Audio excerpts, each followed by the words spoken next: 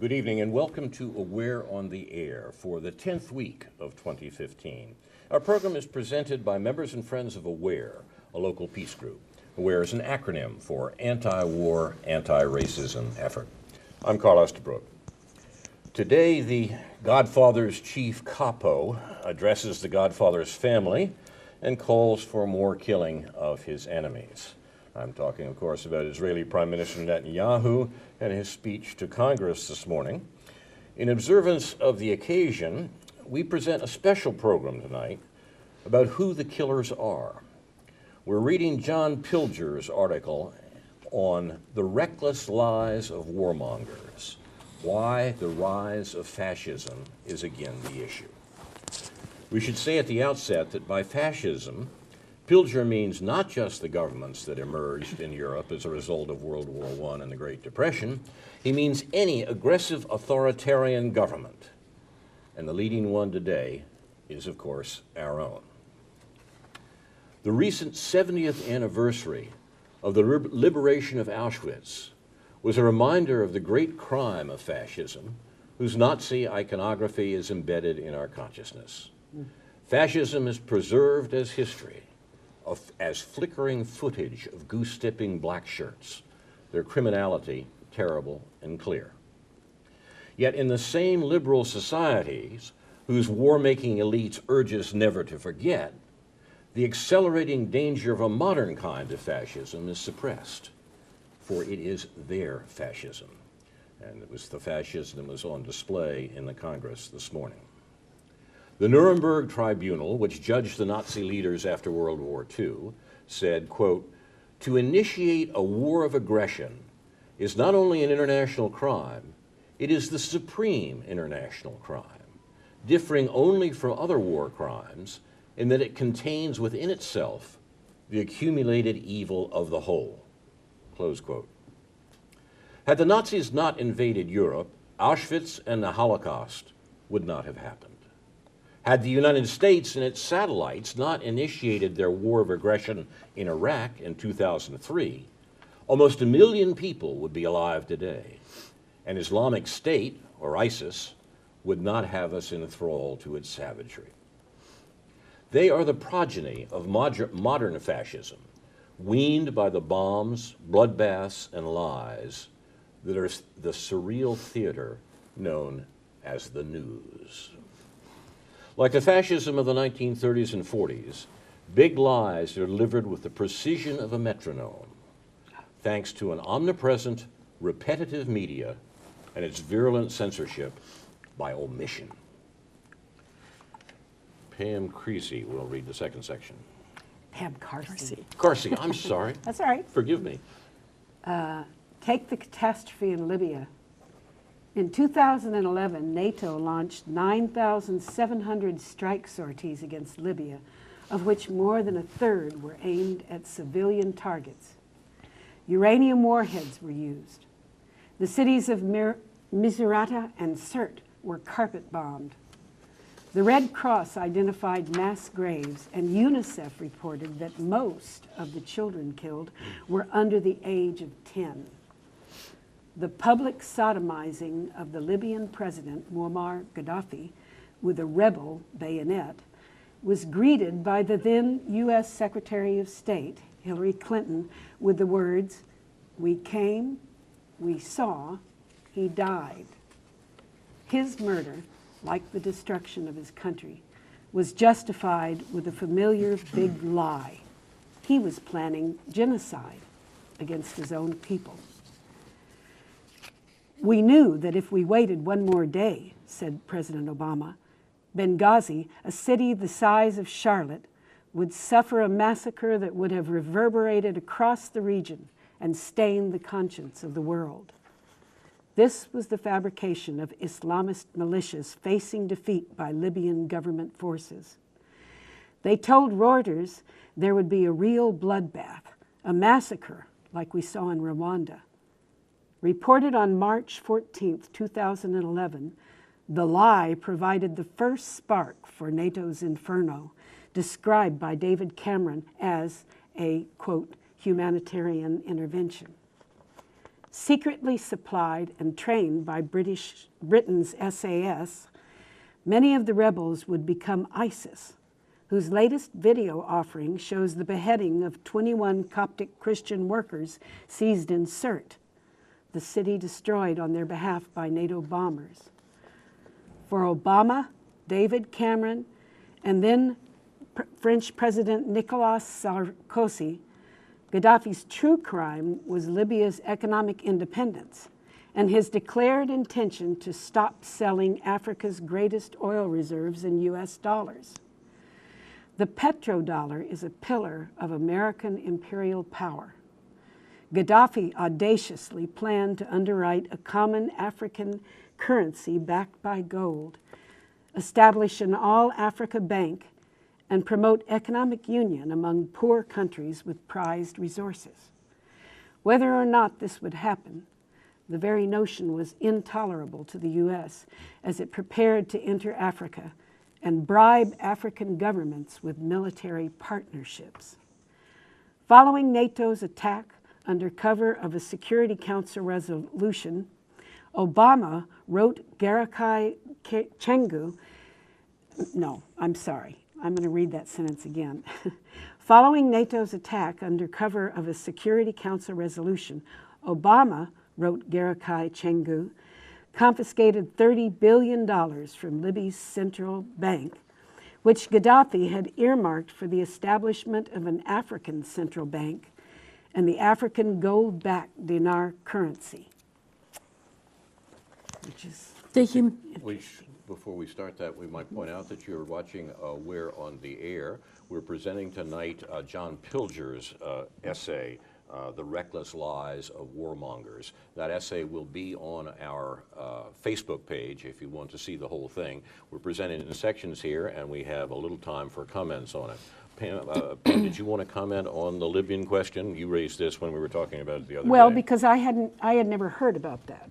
That Libya was going to, I guess Libya has a lot of gold, and so they were going to switch to an African currency, the dinar, which would be gold back. I never heard of that, so it intrigued me.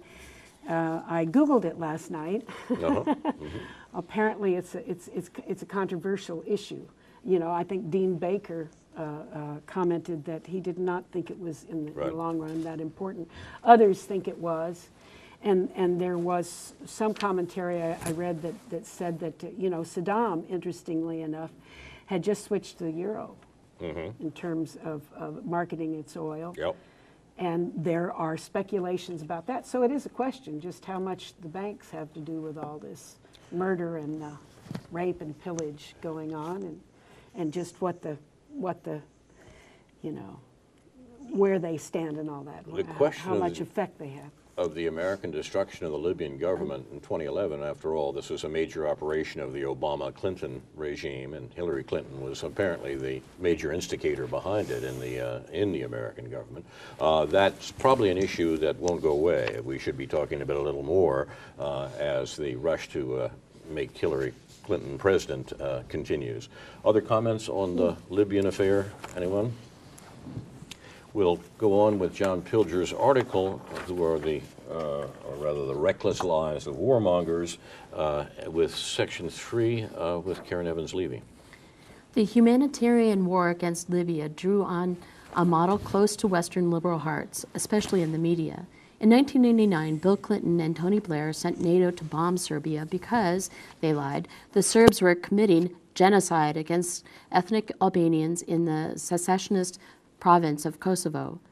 David Sheffer, U.S. Ambassador at Large for War Crimes, claimed that as many as 225,000 ethnic Albanian men aged between 14 and 59 might have been murdered. Both Clinton and Blair evoked the Holocaust and the spirit of the Second World War. The West's heroic allies were the Kosovo Liberation Army, the KLA, whose criminal record was set aside. The British Foreign Secretary, Robin Cook, told them to call him anytime on his mobile phone. With the NATO bombing over and much of Serbia's infrastructure in ruins, along with schools, hospitals, monasteries, and the national television station, international forensic teams descended upon Kosovo to exhume evidence of the Holocaust. The FBI failed to find a single mass grave and went home. The Spanish forensic team did the same, its leader angrily denouncing a semantic pirouette by the war propaganda machines. A year later, a United Nations tribunal on Yugoslavia announced the final count of the dead in Kosovo, 2,788. This included combatants on both sides and Serbs and Roma murdered by the KLA. There was no genocide. The Holocaust was a lie. The NATO attack had been fraudulent. Behind the lie, there was serious purpose. Yugoslavia was a uniquely independent, multi-ethnic federation that had stood as a political and economic bridge in the Cold War. Most of its utilities and major manufacturing was publicly owned.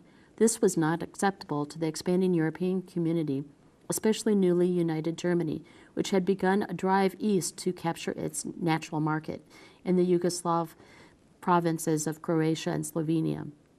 By the time the Europeans met at Maastricht in 1991 to lay their plans for the disastrous Eurozone, a secret deal had been struck. Germany would recognize Croatia.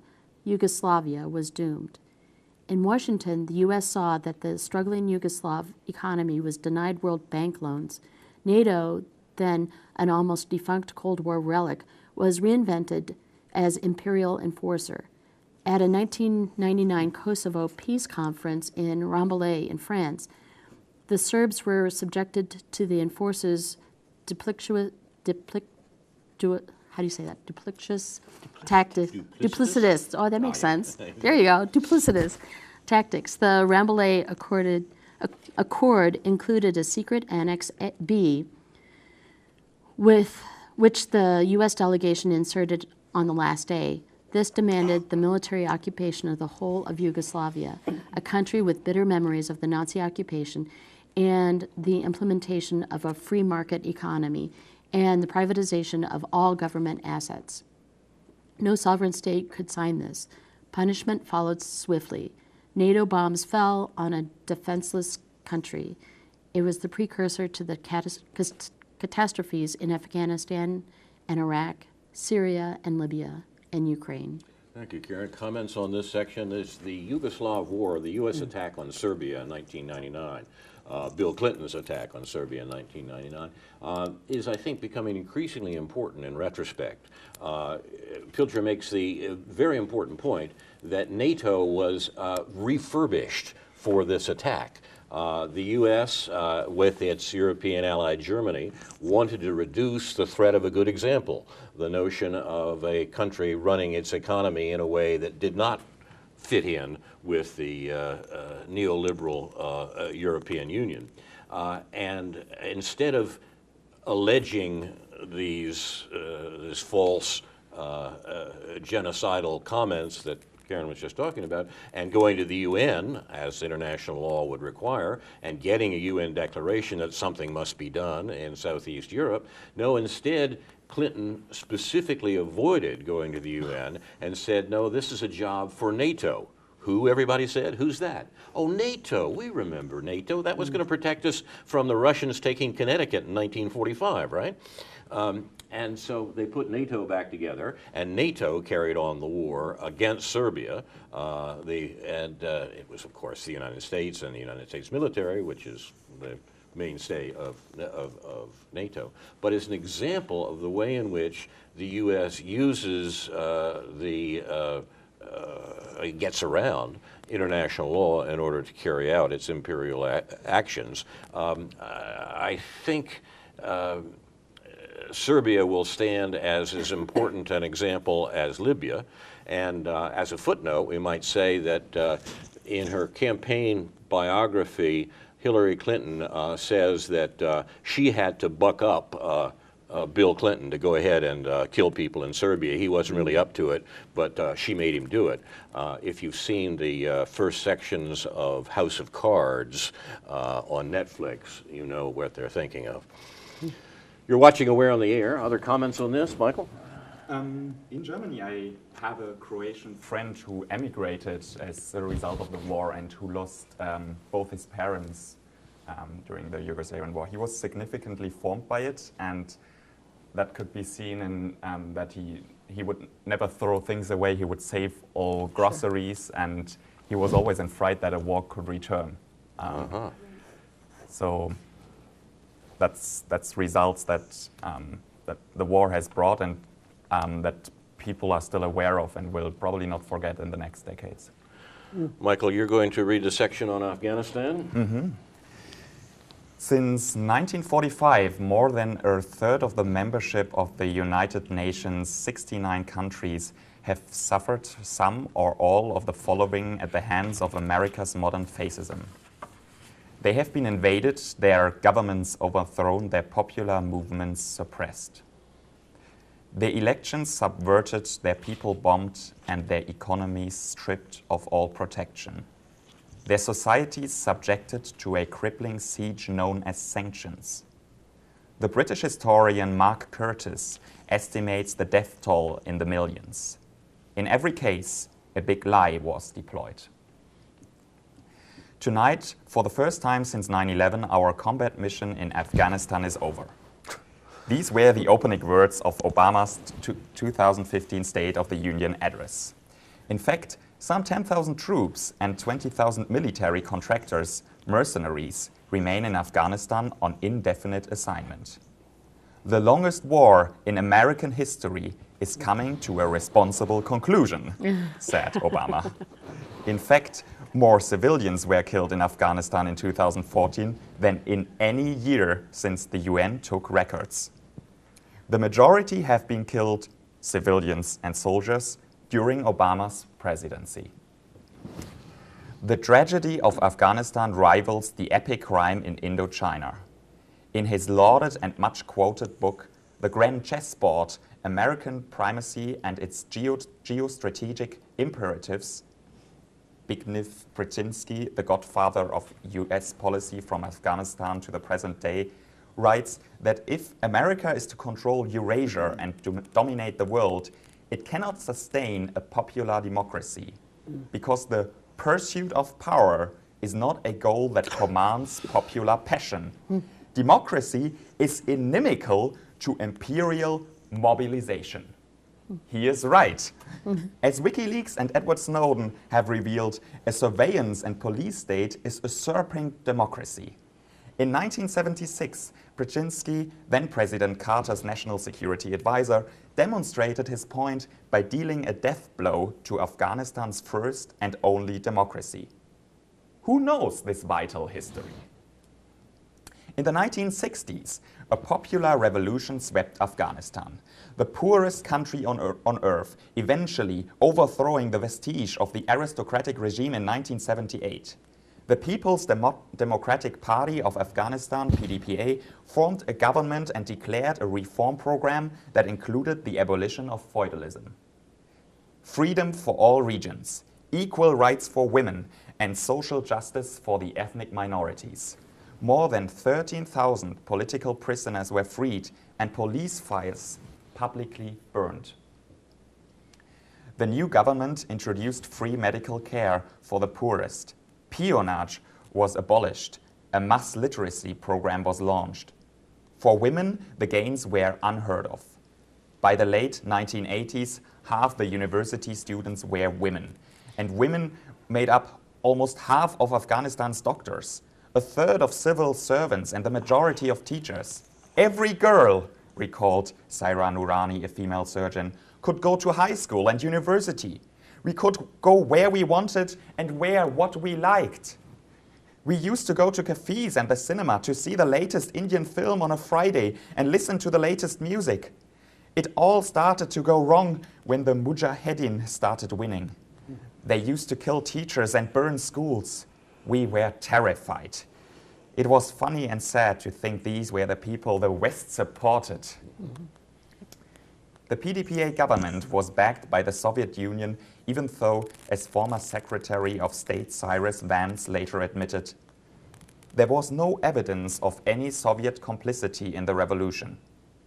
Alarmed by the growing confidence of liberation movements throughout the world, Brzezinski decided that if Afghanistan was to succeed under the PDPA, its independence and progress would offer the threat of a promising example. On July 3rd, 1979, the White House secretly authorized support for tribal fundamentalist group known as Mujahideen, a program that grew to over $500 million a year in US arms and other assistance. The aim was the overthrow of Afghanistan's first secular reformist government. In August 1979, the US Embassy in Kabul reported that the United States' larger interests would be served by the demise of the PDPA government, despite whatever setbacks this might mean for future social and economic reforms in Afghanistan. The italics are mine. He italicized the last phrase there. Yes. Yeah. The Mujahideen were the forebears of Al-Qaeda and Islamic State. They included Gulbuddin Hekmatyar, sorry if I mispronounced that, who received tens He deserves it. Pardon? He deserves I it. said he deserves it. Who received tens of millions of dollars in cash from the CIA. Hekmatyar's specialty was trafficking in opium and throwing acid in the faces of women who refused to wear the veil. Invited to London, he was lauded by the Prime Minister Thatcher as a freedom fighter. Such fanatics might have remained in their tribal world had Brzezinski not launched an international movement to promote Islamic fundamentalism in Central Asia and so undermine secular political liberation and destabilize the Soviet Union, creating, as he wrote in his autobiography, a few stirred-up Muslims. His grand plan coincided with the ambitions of Pakistani dictator General Zia-ul-Haq to dominate the region. In 1986, the CIA and Pakistan's intelligence agency, the ISI, began to recruit people from around the world to join the Afghan jihad. The Saudi multimillionaire Osama bin Laden was one of them. Operatives who would eventually join the Taliban and Al-Qaeda were recruited at an Islamic college in Brooklyn, New York, and given paramilitary training at a CIA camp in Virginia. This was called Operation Cyclone. Its success was celebrated in 1996 when the last PDPA president of Afghanistan, Mohammed Najibullah, who had gone before the UN General Assembly to plead for help, was hanged from a streetlight by the Taliban. The blowback of Operation Cyclone and its few stirred-up Muslims was September 11, 2001. Operation Cyclone became the War on Terror, in which countless men, women, and children would lose their lives across the Muslim world, from Afghanistan to Iraq, Yemen, Somalia, and Syria. The enforcer's message was and remains, you are with us or against us. Thank you, Michael. You're watching a special edition of Aware on the Air, in which we're presenting John Pilger's article on the reckless lies of warmongers, why the rise of fascism is again the issue. Comments on the section we've just heard, ladies and gentlemen? The story of, It should be taught in schools, all this Yes. stuff. well, Yes, that's a right. very good point. I Very mean, the good point. backstory of I never knew that Afghanistan, stuff. what happened before the United States invaded Afghanistan in 2001, not 1 in 10 Americans knows anything about it. And Well, the that's what he's talking about Yugoslavia here. stuff, I mean, I sure most of the Americans Well, still that's don't true, too. understand it. Right, I mean, they still don't know That's what's right. really going on there. That's why this article, it seems to me, is so important, because it does bring together the present policy of the United States with what has been its constant and consistent policy for more than a generation. The notion that policy has changed radically from one administration to another, or that the circumstances now are so different from what obtained a few years ago that we can't possibly compare them, this is all false. American policy is consistent. American policy remains, American war policy remains much the same from generation to generation, from administration to administration. Works for generations too, but we're talking about administrations here. Although each administration since John Kennedy's time at least, has found it necessary to attack the war policy of the previous administration before repeating it when it comes into office. Right. We forget sometimes that Richard Nixon ran as an anti-war candidate in 1968, attacking the war in Vietnam. We forget sometimes that George Bush Jr. ran as an anti-war candidate in the 2000 election, attacking what he called nation building, which was in fact blowing up the nation of Serbia. I remember that. By the Clinton administration. Yeah, that's right. Obama, as we know, was elected because people believed that he was against the war that George Bush Jr. was carrying on in the Middle East. The pattern is consistent, but so is the policy, the war policy. So how is Hillary Clinton going to attack the war policy of both Obama, which she was part of the administration because she was the State Department? Well, she's already commented. And her own husband's, yeah, go ahead. She's already commented. No, she's already commented that she felt like that Obama has not been proactive enough. Yeah, exactly. Right. There you go. He's not doing it. Right? Maybe it'll be a switch. It'll be even worse. Even worse. Like more. But in fact, this pattern of American politics will probably repeat itself.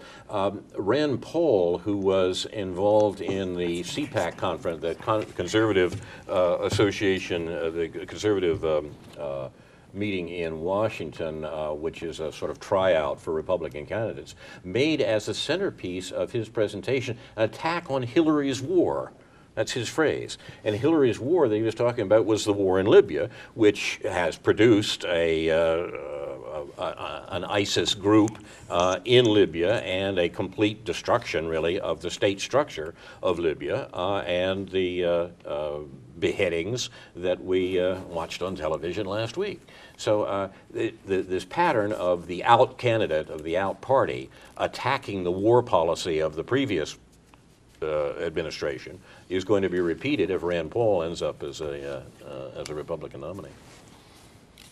You're watching Aware on the Air. We're going to continue with John Pilger's important article, The Reckless Lives of Warmongers. The article is available on the Facebook page for Aware and generally on the web. We'll go to section 5. I think that's where Pam, you're going to read this? Yeah. Pam okay. Carsey, he said carefully, is going to read this section. Thank you. The common thread in fascism, past and present, is mass murder. The American invasion of Vietnam had its, quote, free fire zones, body counts, and collateral damage. In the province of Quang Ngai, where I reported, many thousands of civilians were murdered by the United States. Yet only one massacre at My Lai is remembered.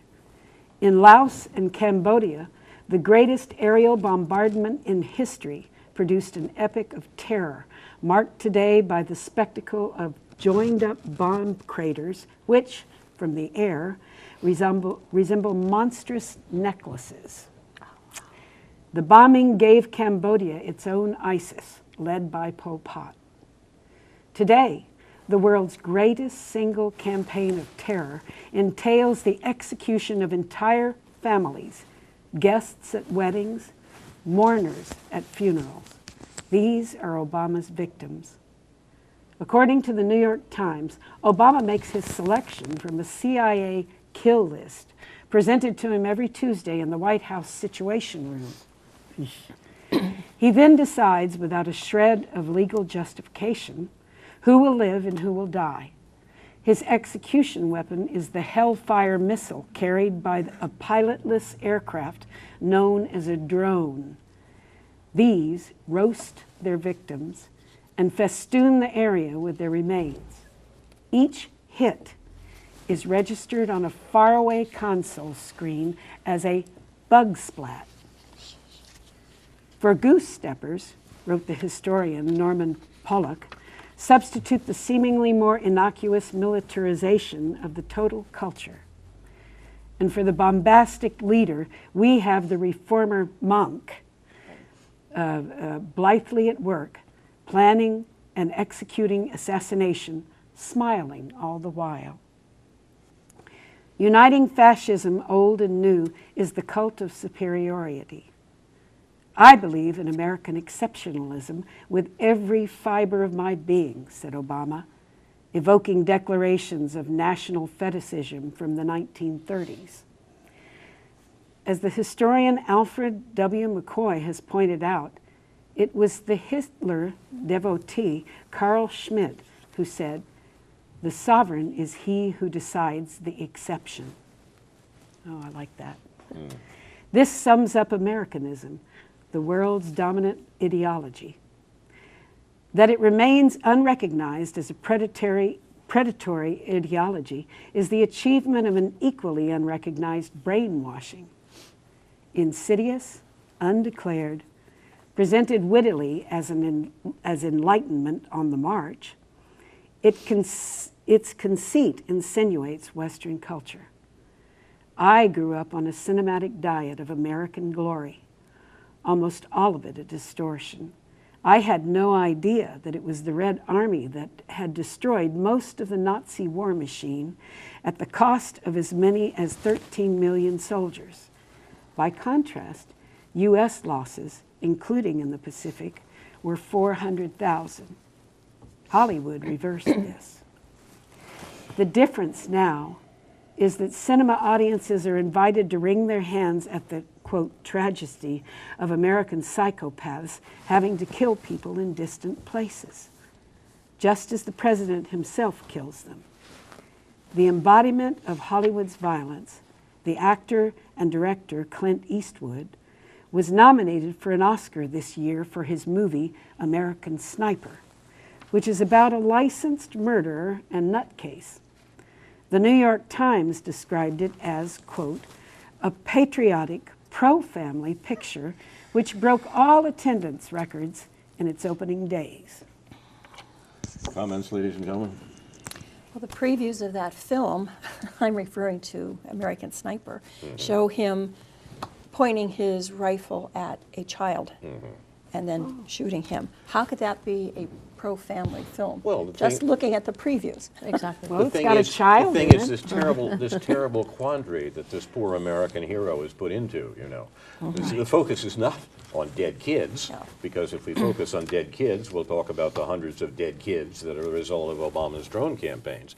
So the focus isn't on the dead kid. The focus is on the terrible problem that the American has in killing people, and in this case, it turns out to be quite justified because the kid's got a bomb. It's an amazing piece of propaganda. But who's the invader? Well, exactly. There. That's precisely right. That's what people really have to look at. Who is the invader on that land? So Hollywood is making tons of movies about this and getting in, but we're also going and paying for these movies. I mean, as the U.S. public, not we. We don't go. We aren't going. But, you know, the U.S. public is paying for it and going to these movies and applauding them and being moved by these. Why are we supporting a system of fake history and fake present? And we buy the media too, and the media is lying to us too. So We're very hooked on violence, for one thing, I think. The film American Sniper has so far made 30 times as much money at the box office as the Academy Award picture that took 3 Academy Awards. I mean, it's popular. It works. I mean, the theme of John Pilger's article that we're presenting today is the reckless lies of the warmongers. And those reckless lies, including the popular culture that gives us this story of the anguished American heroes in Iraq. Hey, it's a great system. It works well. And what we need is what Noam Chomsky calls tools for intellectual self-defense, where we can defend ourselves against these immensely powerful systems of convincing you that mass murder around the world is America's right and that we're doing it for all the best reasons. One thing I'd like to point out is I don't believe either Whiplash or Birdman, did they make it to the big theaters or just the art theaters? Where American Sniper was in the major So I think that's something we have to consider as to why the audience will go to those in the major theaters. So it's something to think about. Good point. The next section we'll turn to some consideration of the most amazing, in some ways, propaganda enterprise that the American government is undertaking. That is the demonization of Vladimir Putin and the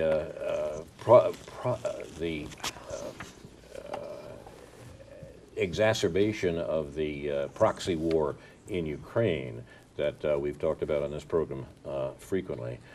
Karen Evans-Levy will read this next. Oh, sorry, No, Karen that's Aaron. me. You're Karen right, Aaron, that's you. yeah, yeah. No, I Karen thought- Aaron will read this section. Is she going to? Okay. Number Oh, 6. Gotcha. You got Right, it. right, yeah. The U.S. Karen's fight. fascism, U.S. fascism in Without- Europe and Nazis in Ukraine, and I hope I do this justice. I will stumble over the names. There are no heroic movies about America's embrace of fascism. During the Second World War, America and Britain went to war against the Greeks, who had fought heroically against Nazism and were resisting the rise of Greek fascism. In 1967, the CIA helped bring to power a fascist military junta in Athens, as it did in Brazil and most of Latin America. Germans and East Europeans who had colluded with Nazi aggression and crimes against humanity were given safe haven in the U.S. Many were pampered and their talents rewarded. Werner von Braun was the father of both the Nazi V-2 terror bomb and the U.S. space program. In the 1990s, as former Soviet republics, Eastern Europe, and the Balkans became military outposts of NATO, the heirs to a Nazi movement in the Ukraine were given their opportunity. Responsible for the deaths of thousands of Jews, Poles, and Russians during the Nazi invasion of the Soviet Union, Ukrainian fascism was rehabilitated and its new wave hailed by the enforcers as nationalist. This reached its apogee in 2014 when the Obama administration splashed out $5 billion on a coup against the elected government. The shock troops were neo-Nazis known as the Right Sector and Svoboda. Their leaders include Ola Tyahnybok, That sounds good. okay, who has called for a purge of the Moscow Jewish mafia and other scum, including gays, feminists, and those on the political left. Now, these fascists are now integrated into the Kiev coup government. The first deputy speaker of the Ukrainian parliament, Andrei Parubiy, a leader of the governing party, is co-founder of Svoboda. On February 14th, Parubiy announced he was flying to Washington to get the U.S. to give us highly precise modern weaponry. If he succeeds, it will be seen as an act of war by Russia. Now, these fascists, no Western leader has spoken up about the revival of fascism in the heart of Europe, with the exception of Vladimir Putin, whose people lost 22 million to a Nazi invasion that came through the borderland of Ukraine. At the recent Munich Security Conference, Obama's Assistant Secretary of State for European and Eurasian Affairs, Victoria Nuland, ranted abuse about European leaders for opposing the U.S. arming of the Kiev regime. She referred to the German defense minister as the minister of defeatism. It was Nuland who masterminded the coup in Kiev. She's the wife of Robert Kagan, a leading neocon, luminary, and co-founder of the extreme right-wing Project for a New American Century. And she was foreign policy advisor to Dick Cheney. Now, Nuland's coup did not go according to plan. NATO was prevented from seizing Russia's historic, legitimate warm water naval base in Crimea.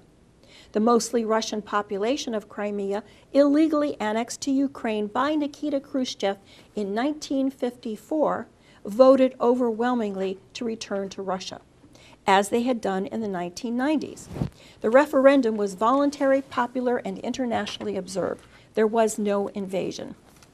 At the same time, the Kiev regime turned on the ethnic Russian population in the east with the ferocity of ethnic cleansing.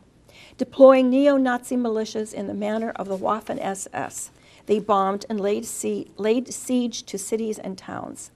They used mass starvation as a weapon, cutting off electricity, freezing bank accounts, stopping Social Security and pensions. More than 1 million refugees fled across the border into Russia.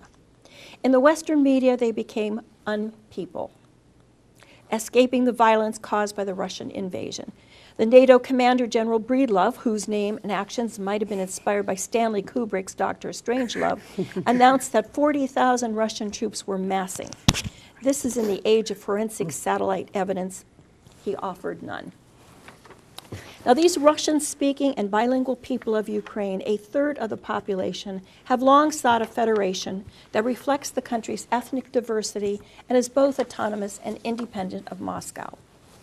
Most are not separatist, but citizens who want to live securely in their homeland and oppose the power grab in Kiev. Their revolt and establishment of autonomous states are a reaction to Kiev's attacks on them.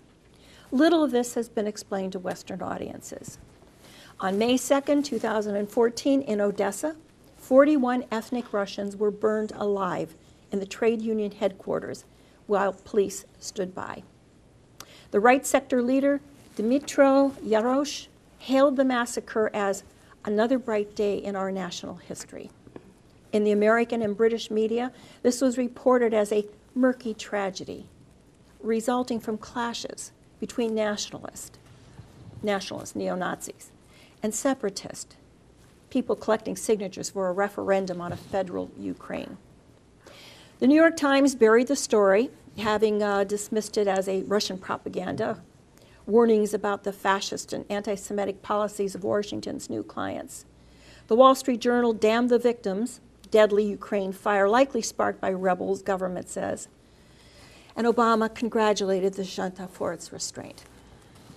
Now, if Putin can be provoked into coming to their aid, his preordained pariah role in the West will justify the lie that Russia is invading Ukraine. On January 29th, Ukraine's top military commander, General Viktor Muzhenko, almost inadvertently dismissed the very basis for U.S. and EU sanctions on Russia when he told a news conference emphatically, "The Ukrainian army is not fighting with the regular units of the Russian army. There were individual citizens who were members of illegal armed groups, but there was no Russian invasion." This was not news. Vadim Prystaiko, Kiev's deputy foreign minister, has called for full-scale war with nuclear-armed Russia. On February 21st, U.S. Senator James Inhofe, a Republican from Oklahoma, introduced a bill that would authorize American arms for the Kiev regime. In his Senate presentation, Inhofe used photographs he claimed were of Russian troops crossing into Ukraine, which have long been exposed as fakes. It was reminiscent of Ronald Reagan's fake pictures of a Soviet installation in Nicaragua and Colin Powell's fake evidence to the UN of weapons of mass destruction in Iraq. The intensity of the smear campaign against Russia and the portrayal of its president as a pantomime villain is unlike anything I have known as a reporter. Robert Perry, one of America's most distinguished investigative journalists who revealed the Iran-Contra scandal, wrote recently, "No European government since Adolf Hitler's Germany has seen fit to dispatch Nazi stormtroopers to wage war on a domestic population. But the Kiev regime has, and has done so knowingly. Yet across the West media political spectrum, there has been a studious effort to cover up this reality, even to the point of ignoring facts that have been well established. If you wonder how the world could stumble into World War III, much as it did into World War I a century ago, all you need to do is look at the madness over the Ukraine that has proved impervious to facts or reason." Thank you, Karen. Comments? That is a Chilling. chilling Depressing. account and a flashpoint that remains very much active today while we talk. We're presenting on Aware on the Air a reading of John Pilger's recent article on the reckless lies of the warmongers, and the last section will be read by Ron Zook. This section is called Media and University Propaganda, Obama's War on Russia. In 1946, the Nuremberg Tribunal prosecutor said of the German media, "The use made by Nazi conspirators of psychological warfare is well known. Before each major aggression, with some few exceptions based on expediency, they initiated a press campaign calculated to weaken their victims and to prepare the German people psychologically for the attack. In the propaganda system of the Hitler state, it was the daily press and the radio that were the most important weapons. In The Guardian of February 2nd, Timothy Garton Ash called, in effect, for a world war. He's an Oxford professor. Putin must be stopped, said the headline, and sometimes only guns can stop guns. He conceded that the threat of war might, quote, nourish a Russian paranoia of encirclement, but that was fine. He name-checked the military equipment needed for the job and advised his readers that America has the best kit. In 2003, Garton Ash, an Oxford professor, repeated the propaganda that led to the slaughter in Iraq.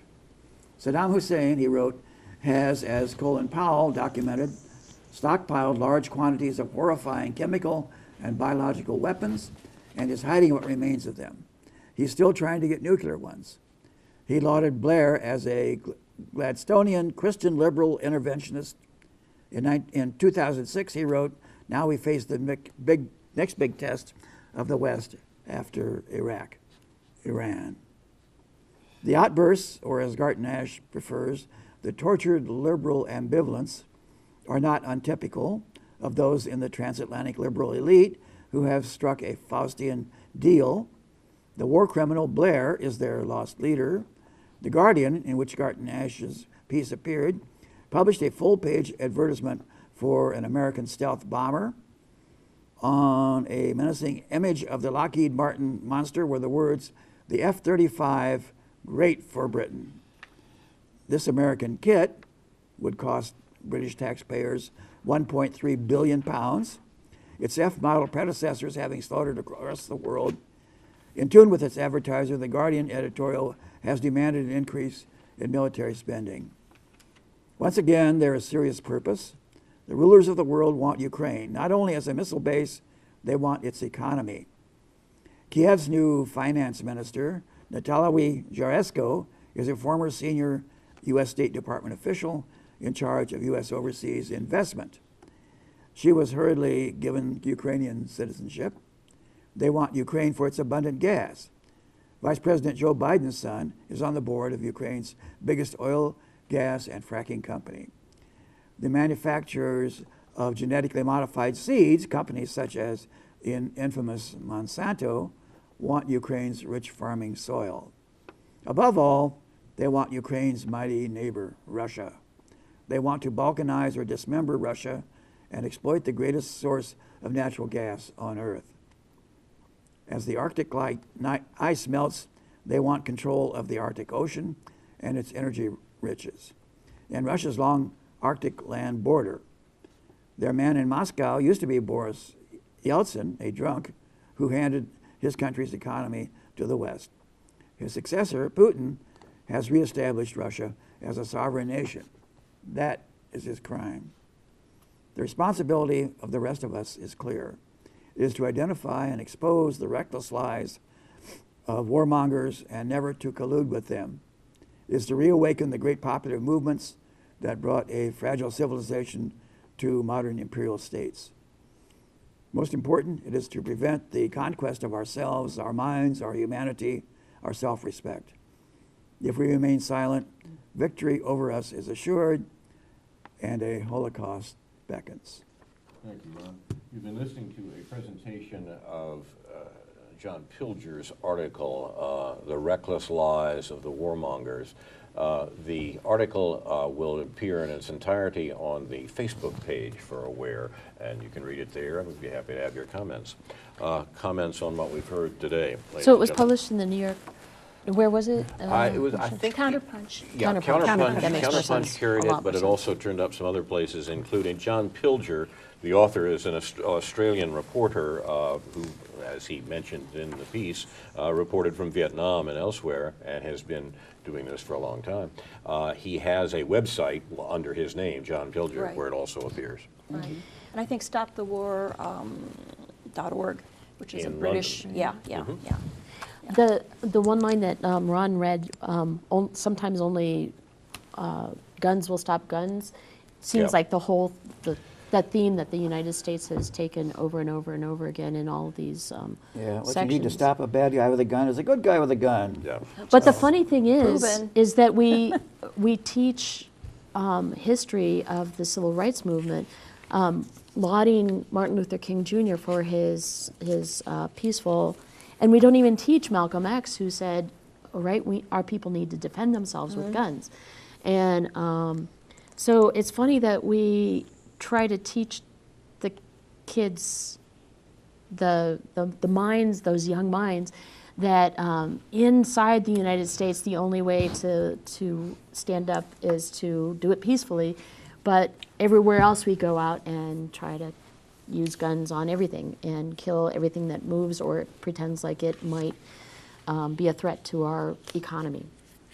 I remember the late Stokely Carmichael doing a very funny and horrifying piece. He was a very clever man, of Lyndon Johnson preaching nonviolence while the war in Vietnam was Yeah. on. Right. Yeah. Exactly.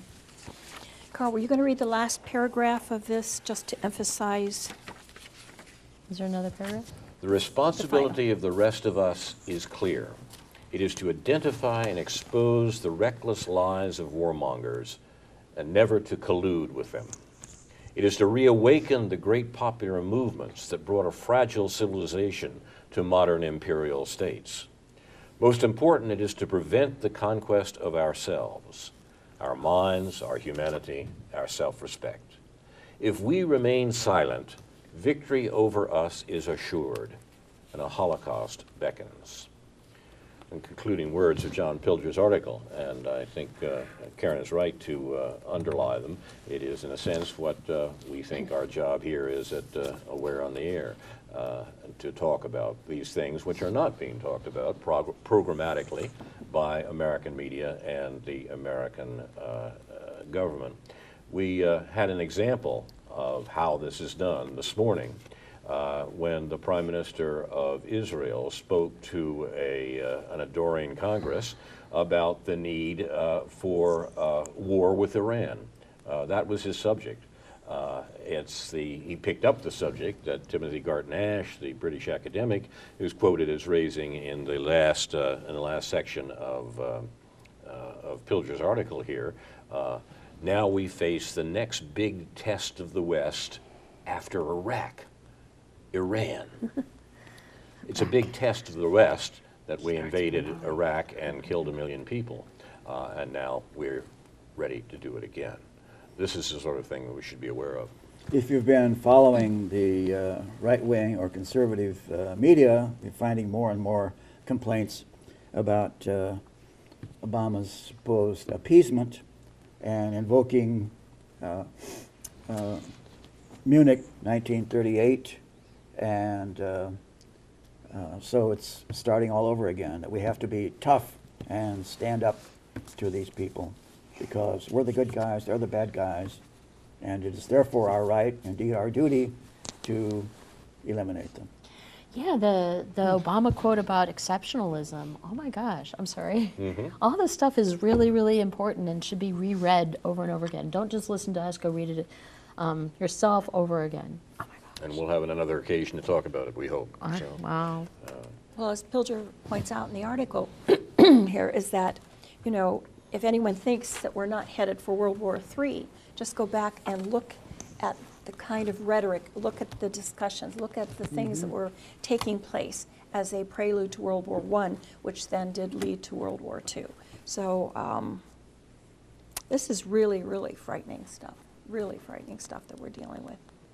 one last comment on the Netanyahu's appearance before Congress today.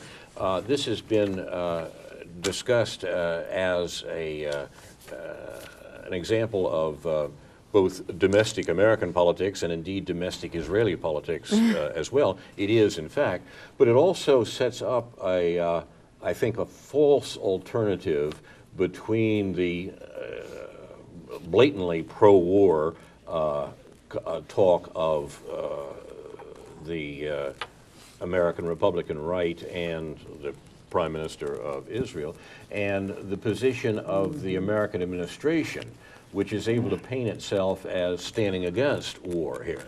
That last is not quite true. What the American administration is doing in regard to Iran is simply trying to re-establish the long-term control that America has insisted upon over oil flows in the Middle East. Iran was an essential part of that from the time that the U.S. overthrew a democratically elected Iranian government in 1953 until the revolution that threw out the American-imposed dictator in 1979. The U.S. government is simply following its consistent policy in this regard and trying to get Iran back on board, so to speak, with its American, with its long-term Middle East policy. The argument needs to go on, and it needs to go on in a more historically informed fashion, which I think Pilger's article helps us to do. Inshallah, we'll have a chance to talk about it a little more here on Aware on the Air. I just Can I want make to a go ahead. Go ahead. I just want to make an announcement. We, Aware, will be holding our monthly demonstration this Saturday at 2 o'clock on the corner of Neal and Church Street. We often meet up just to socialize at the Esquire Lounge in their back room at around 1.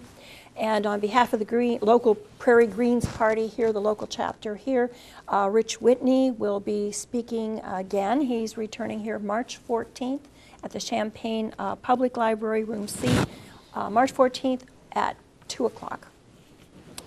Karen, you had On another? pension and budget issues. I'm sorry, I should point that out. This is an important topic he'll be speaking on. Go ahead, Karen. I Sorry. just wanted to reemphasize Michael's comment earlier about the person that he knew that was affected by war.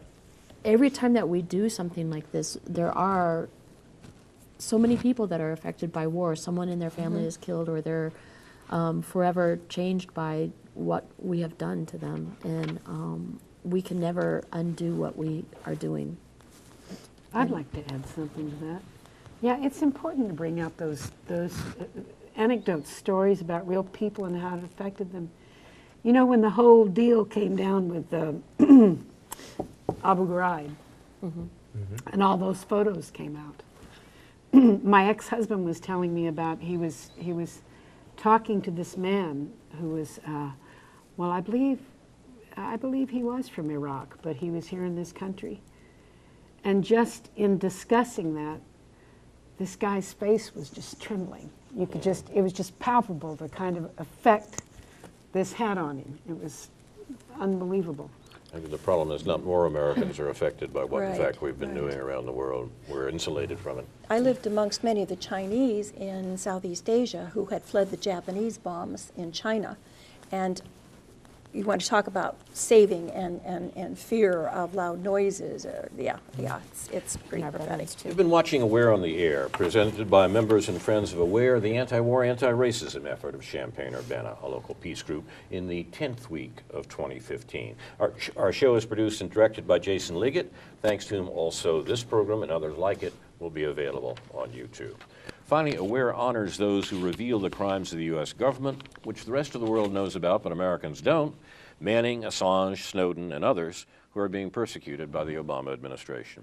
Now, this is Carl Estabrook for Ron Zoke, Karen Evans-Levy, Stuart Levy, Karen Aram, Pam Carsey, David Johnson, David Green, and other members and friends of Aware, saying in the words of the late Edward Murrow, good night and good luck.